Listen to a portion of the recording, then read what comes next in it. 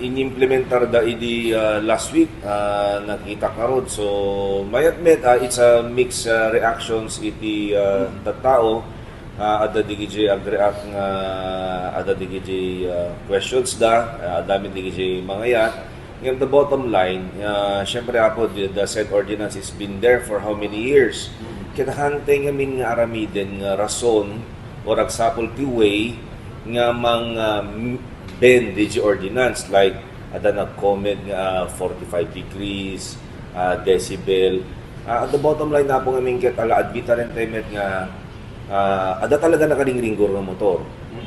Lugan, so halang motor apo, luglugan, kakadjay. So, tirigat na pangamin apo, amo temet nga adot mak aksidente gapo ta kada weekend, especially weekend, kaya ito na ringgor di motor mo, ada chances na nga biritin, nataray ka. So, kasi napintas ko rotunin na nakaring-ringgor. So, ngamin alam mo temet, no, pinaringgor mo di motor mo, hindi kayat mo, biritin.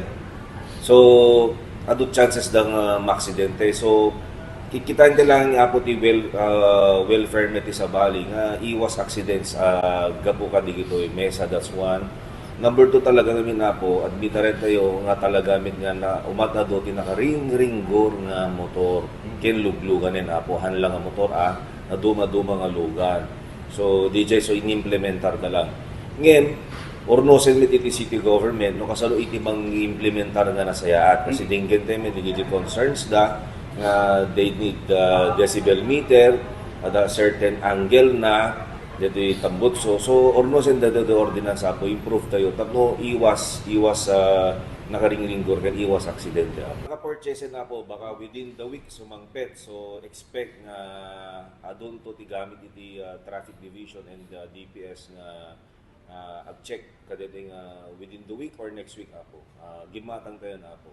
Yes, sir. When po tilang mensahe, syempre, panunutin tayo ngamin, tinet dadumang tao, ambok napintas or maragsakan tayo. Sometimes, if digiji lugan tayo, kahit napintas yun na, ngayon, panunutin tayo ngamin, may digiji may storbar tayo daduma, aglalo no parbangon, rabii, baka damat maturog, sa mo burbo-burburen, kahit panunutin din apo di sa baling na tao, hala di pagkaragsakan tayo. So, win-win situation na po.